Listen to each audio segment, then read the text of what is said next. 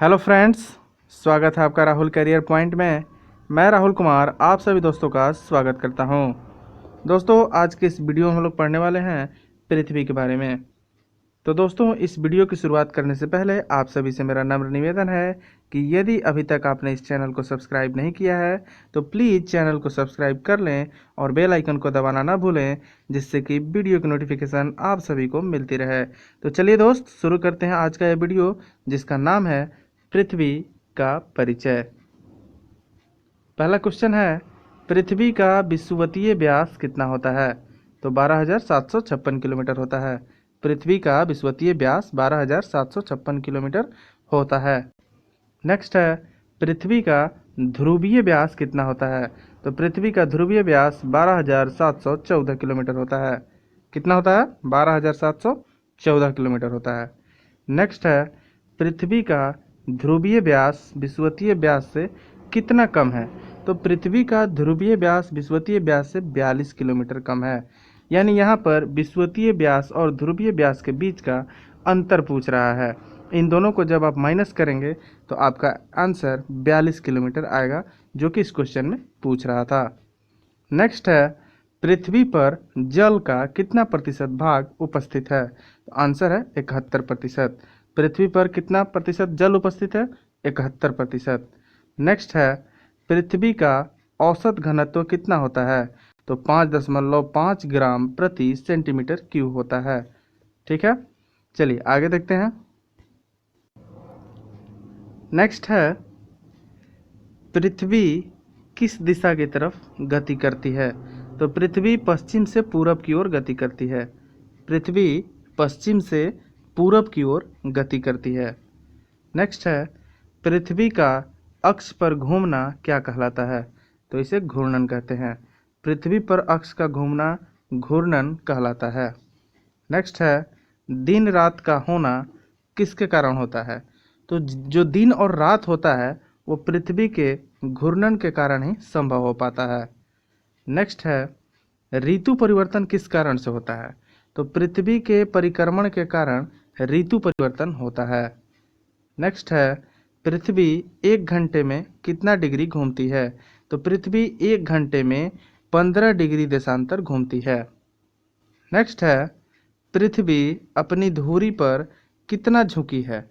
तो पृथ्वी अपनी धुरी पर 23.5 डिग्री झुकी है। नेक्स्ट है, पृथ्वी के भूप्रपट्टी को क्रस्ट के नाम से भी जाना जाता है। तो पृथ्वी के भूप्रपट्टी में प्रचुर मात्रा में उपलब्ध तत्व कौन सा है? तो ऑक्सीजन, और इसकी उपस्थिति 46.80% है। ठीक है, चलिए आगे देखते हैं। आगे है, पृथ्वी गोल है यह किसने कहा था?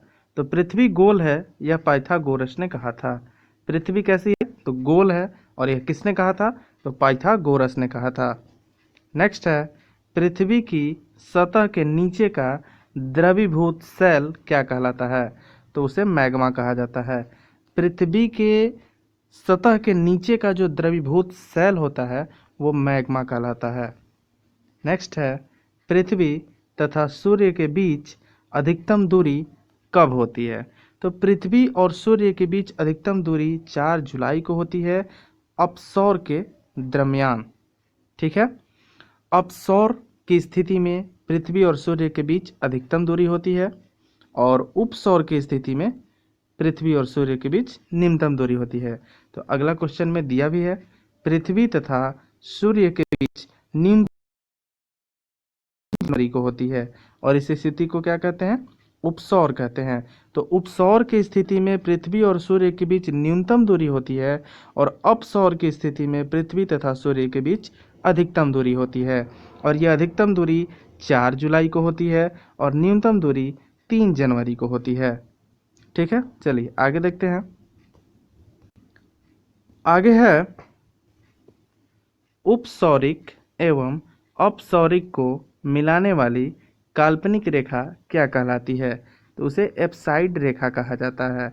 जो रेखा उपसौरिक एवं अपसौरिक को मिलाने वाली रेखा होती है उसे एप्साइड रेखा के नाम से जाना जाता है। नेक्स्ट है, पृथ्वी की अपेक्षा चंद्रमा का द्रव्यमान कितना होता है? तो वो 1/81 होता है।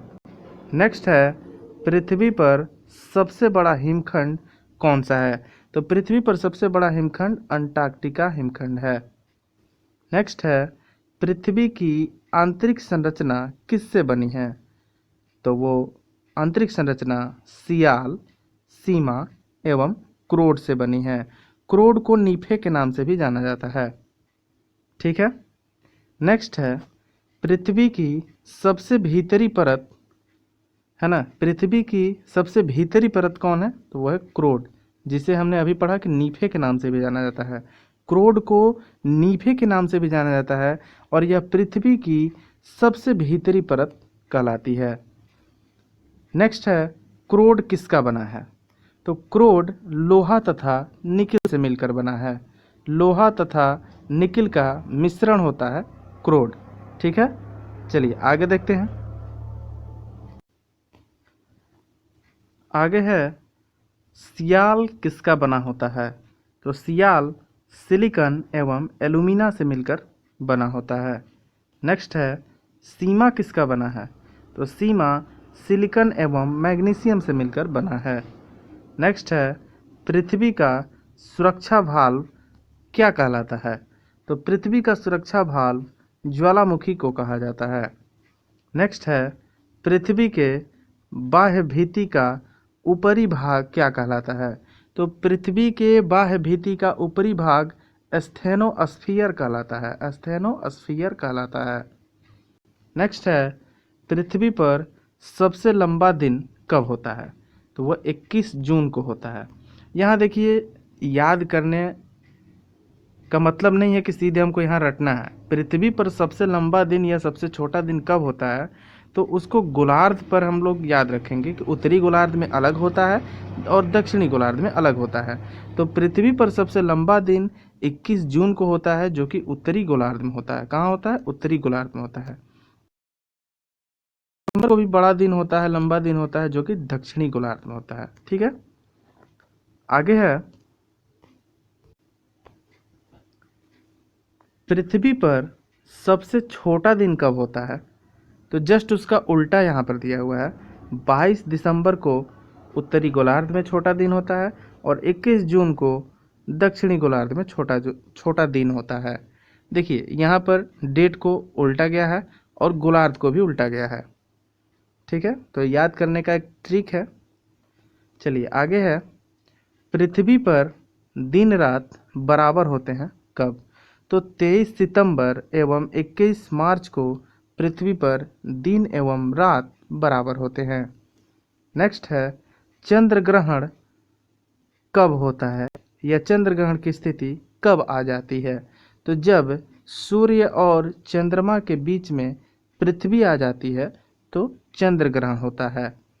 जैसा कि आपको पता होगा कि चंद्रमा का अपना प्रकाश नहीं होता है।